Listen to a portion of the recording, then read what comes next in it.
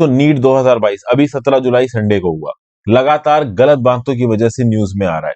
पहला तो ये कि जो लड़कियां थी जिन्होंने ब्रास पहन रखी थी जिसमें मेटल हुक्स थे, उनसे बोला गया कि अपनी ब्रा उठा के साइड रखो, बिना ब्रा के जाके पेपर दो या फिर मेटल हुक्स काट दो। तो ये अपने आप में एक बड़ी ह्यूमिलेटिंग बात है एक लड़की के लिए। केरला के एक सेंटर में ऐसा हुआ, लेकिन वो टॉपिक नहीं है यहाँ पे, उसके ऊपर मैं अलग से वीडियो बना चुका हूँ। सीबीआई ने एक रैकेट बस्ट किया है और इस रैकेट से पता चल रहा है कि बड़े ऑर्गेनाइज तरीके से नीट 2022 में चीटिंग कराई जा रही है। प्रॉपर एक स्कैंडल सा हो रहा है यहाँ पे। ओवरऑल एक बच्चा है, मान लो ए, वो पेपर देना उसको नीट का, तो वो बच्चा पेपर ए नहीं दे रहा है, बी कोई दूसरा इंपर्सोनेटर आके उस ए की जगह पे पेपर दे रहा है। वो जो बी है वो ए की तरह बन के वहां पे बैठ रहा है, पेपर को क्वालिफाई कर रहा है, और एक्चुअली में एडमिशन कौन लेगा? ए लेगा। मतलब बेसिकली यहाँ पे पैसा लेके एग्जाम क्वालिफाई करवाया जा रहा है। और दिल्ली हरियाणा में रैकेट जबरदस्त तरीके से काम कर रहा है। और पैसा लिया कितना जा रहा है, तो ऐसा बताया जा रहा है कि एक सीट के लगभग 20 लाख रुपए लिए जा रहे हैं। वैसे मैं आपको एक बात बता दूं कि इसी साल नहीं, पिछले साल भी ये न्यूज निकल के आई थी। अगर आप देखो तो ये नवंबर 2021 का आर्टिकल है। नीट 2021 के एग्जाम में कोई डॉक्टर पीके को अरेस्ट किया गया था, बिहार का मास्टरमाइंड था, 30 से 40 लाख रुपए लेके नीट की सीट पे एडमिशन दिलवा रहा था बच्चों को। और कुछ इस प्रकार का ही रैकेट सीबीआई ने इस बार भी बेस्ट किया है। दो इंपर्सोनेटर्स को, दो पेपर सॉल्वर्स को फरीदाबाद के सेक्टर 81 के सेंटर से अरेस्ट किया गया, एक को दिल्ली के हेवलॉक स्क्वायर के सेंटर से अरेस्ट किया गया। तो बेसिकली ये वो लोग थे जो कि एक्सपर्ट हैं, आप समझिए। वो इंडिविजुअल्स जो कि नीट के पेपर में बैठे और उसको क्वालिफाई कर ले जाए, वो अपने आप में टैलेंटेड हो गए। जैसे मुन्ना भाई एमबीबीएस देखी थी आपने, तो जो मुन्ना भाई एमबीबीएस में डॉक्टर था, उस डॉक्टर को जबरदस्ती संजय दत्त ने भेज दिया कि जाओ मेरा पेपर दे के आओ, मुझे क्वालिफाई करना है। तो कुछ इस प्रकार की यहाँ पे अप्रोच है, लेकिन यहाँ पे जबरदस्ती नहीं भेजा जा रहा है, पैसा दिया जा रहा है। तो जो 20 लाख रुपए में एक सीट बेची जा रही थी, उसमें से 5 लाख रुपए पेपर सॉल्वर को मिलते थे, जो वहां पे जाके एग्जाम में बैठ के पेपर सॉल्व कर देगा। और बाकी के 15 लाख ओवरऑल जो मिडिल मैन थे, ये बीच में खा जाते थे। एक पेरेंट की जेब से या फिर एक बच्चे की जेब से जो कि यहाँ पे मेडिकल सीट पे सिलेक्ट होना चाहता है, 20 लाख रुपए निकल रहे हैं। ये लमसम फिगर यहाँ पे निकल के आ रहा है। अब मुझे न्यूज सुन के बड़ा अजीब सा लगा कि एक इंडिविजुअल जिसके पास इतनी नॉलेज है कि वो नीट के एग्जाम में बैठ के उस एग्जाम को फोड़ देगा, क्वालिफाई कर लेगा, वो 5 लाख रुपए में बैठ के पेपर दे रहा है। ओवरऑल यहाँ पे जो अमाउंट तय किया जा रहा है वो 20 लाख तय किया जा रहा है। कुछ कोचिंग इंस्टीट्यूट्स के ऊपर भी यहाँ पे चेक्स हो रहे हैं। ये जो कोचिंग इंस्टीट्यूट्स हैं, उन कोचिंग इंस्टीट्यूट्स में बहुत सारे ऐसे टीचर हैं जो लंबे समय से नीट की सब्जेक्ट्स को पढ़ा रहे हैं। बहुत सारे पुराने स्टूडेंट्स हैं जो टीचर बन चुके हैं, वो सब्जेक्ट एक्सपर्ट है, तो वो एग्जाम में बैठेंगे तो क्वालिफाई कर ले जाएंगे। तो इस तरह के लोगों को मास्टरमाइंड्स द्वारा यहाँ पे ओवरऑल कन्विंस किया जा रहा है कि भाई दूसरे बच्चों का पेपर दो बैठ के, और एक झटके में 3 घंटे के अंदर तुम 5 लाख कमा जाओगे। या फिर हो सकता है कुछ ज्यादा अमाउंट हो, अभी के लिए तो प्रिलिमिनरी फिगर यही निकल के आ रहा है। टोटल अमाउंट है 20 लाख, 15 लाख मिडिलमैन खा जाते हैं, 5 लाख पेपर सॉल्वर को मिलता है, जो कि इंपर्सोनेटर की तरह वहां पे सारा रिस्क लेके जाता है। और ये फ्रॉड हुआ है दिल्ली और हरियाणा के सेंटर्स में। जो भी इन बच्चों की नीट की लॉगिन आईडी पासवर्ड है वो ले लिया जाता है, फिर सेंटर को अपने हिसाब से भरा जाता है। कभी कभी क्या होता है कि जो मास्टरमाइंड्स हैं, ये छोटे शहरों में सेंटर डालते हैं, क्योंकि उनको ऐसा लगता है कि छोटे शहरों के सेंटर में बहुत ज्यादा चेकिंग नहीं होगी। ओवरऑल इनका कुछ तरीका है कि हाँ, इस पर्टिकुलर समय पे अगर अपने सेंटर की चॉइस डालोगे तो ये वाला सेंटर मिलने के चांसेस ज्यादा बढ़ जाएंगे। इस प्रकार की मोडस ऑपरेंडी से ये लोग यहाँ पे काम करते हैं। तो चीटिंग तो यहां पे होती नजर आ रही। क्या इस चीटिंग को कोई रोकने का तरीका है? नेशनल टेस्टिंग एजेंसी केवल नीट का एग्जाम कंडक्ट नहीं करवाती है, वो joint entrance examination IIT JEE का भी एग्जाम कंडक्ट करवाती है। तो एक ऐसी बॉडी एनटीए जो कि इतने बड़े बड़े एग्जाम्स कंडक्ट करवा रही है इंडिया के अंदर, क्या इसके पास कोई जबरदस्त तरीका नहीं होना चाहिए इस प्रकार की एक्टिविटीज को रोकने के लिए? बिल्कुल होना चाहिए।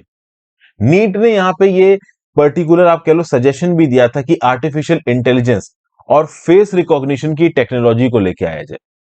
मैं आपको बताता हूं दोस्तों, कभी कैट का एग्जाम देने जाना, कॉमन एडमिशन टेस्ट, आईएम्स के लिए जो एंट्रेंस होता है, उसमें जब आप पेपर देने जाओगे ना, तो पेपर से पहले आपकी फोटो वगैरह ली जाती है। कुछ केसेस में आपके जो फिंगरप्रिंट सैंपल है ना, वो लिए जाते हैं। कभी एसबीआई का पेपर देने जाना, एसबीआई पीओ का, तो एसबीआई पीओ के पेपर भी ऑनलाइन होता है, डिजिटल होता है, तो कंप्यूटर पे बैठ के आपका पेपर होगा। कैट का पेपर भी डिजिटल है। अब कैट का पेपर चूंकि कंप्यूटर पे बैठ के होता है, तो ओवर अ विंडो होता है, 15 से 20 दिन में ओवरऑल अलग अलग शिफ्ट्स में कैट का पेपर होता है। तो ऑब्वियस सी बात, उसमें सवाल भी अलग अलग होते हैं और बाद में स्केलिंग के थ्रू एक फाइनल परसेंटाइल निकाली जाती है। तो कभी कभी वो प्रोसेस डिस्प्यूटेड हो जाता है। जो ओवरऑल पेपर सेटर से उनसे पे सवाल उठाया जाता है कि भाई अलग अलग पेपर्स में आपने डिफिकल्टी लेवल को कैसे सिंक्रोनाइज किया। खैर वो एक अलग चीज है। बहरहाल कैट और एसबीआई पीओ जैसे ओवरऑल जो एग्जाम्स कंडक्ट हो रहे हैं, क्या इस प्रकार की modus operandi National Testing Agency NEET के लिए फॉलो कर सकता है? देखिए थोड़ा मुश्किल है। नीट में इस साल 16 लाख से ज्यादा बच्चे अपीयर हुए हैं और इन 16 लाख बच्चों ने एक ही दिन में पेपर दे डाला। संडे 17 जुलाई सब निपट गए। अब सोचिए संडे 17 जुलाई को 16 लाख से ज्यादा बच्चे एग्जाम दे गए। तो भाई आप समझिए जो इन्विजिलेटर्स है उनके लिए चेक करना कितना मुश्किल हो जाएगा। और ये जो पर्टिकुलर इम्पर्सोनेटर्स है ना, जो कि दूसरे की जगह बैठ के पेपर देते हैं, ये पहले से अपनी प्लानिंग करके रखते हैं। इनकी जो फोटोज होती हैं एडमिट कार्ड के ऊपर वो मॉर्फ्ड होती हैं। मॉर्फ मतलब ओवरऑल फोटो बिल्कुल क्लियर नहीं होगी, दो चेहरों को हल्का से मिला दिया होगा। तो जो पेपर देने जा रहा है थोड़ा थोड़ा उसका चेहरा भी रिफ्लेक्ट हो रहा होगा, और जिसका वो पेपर दे रहा है, जिस बच्चे को एडमिशन लेना है, उसका भी थोड़ा थोड़ा चेहरा रिफ्लेक्ट हो रहा होगा। तो एक्चुअली में इमेज ऐसी नहीं होगी जिसको आउटराइट रिजेक्ट कर दिया जाए, और किसी प्रकार की आइरिस स्कैनिंग, आपकी आंखों की किसी प्रकार का फिंगरप्रिंट सैंपल लिया नहीं जा रहा है। अगर तो देखो जिस दिन एग्जाम आपका कंडक्ट हो रहा है उस दिन आपका फिंगरप्रिंट सैंपल ले लिया जाए और उसको बाद में आपके एडमिशन काउंसलिंग के समय पे वेरीफाई कर लिया जाए, तो कोई जाली केस होगा तो वो सामने निकल के आ जाएगा। लेकिन उस प्रकार की टेक्नोलॉजी को भी आप इस्तेमाल करोगे तो बहुत सारे लीगल इश्यूज खड़े हो जाएंगे। पर्सनल डाटा प्रोटेक्शन बिल 2019, अब तक ये कानून नहीं बन पाया। पर्सनल डाटा को लेके इंडिया के अंदर कोई भी कानून नहीं है, ये अपने आप में बड़ी दुख की बात है। और जो पर्सनल डाटा प्रोटेक्शन बिल 2019 लाया जा रहा है, इस पे और अपने अलग अलग तरह के सवाल उठाए जा रहे हैं। तो इस कंटेक्स्ट में दो चीजें निकल के आती हैं।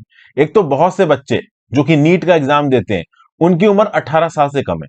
तो 18 साल से कम के बच्चों के जो फिंगरप्रिंट स्कैनर है, जो फिंगरप्रिंट्स हैं, वो बदल सकते हैं बढ़ती एज के साथ, क्योंकि उनके हाथ अभी भी पूरी तरीके से डेवलप हुए नहीं है, ग्रोथ फेज में।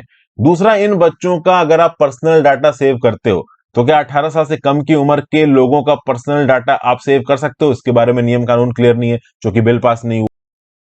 प्लस ये जो पर्टिकुलर डाटा है ये कितना सेफ है, ओवरऑल इसका गलत प्रकार से इस्तेमाल तो नहीं किया जाएगा?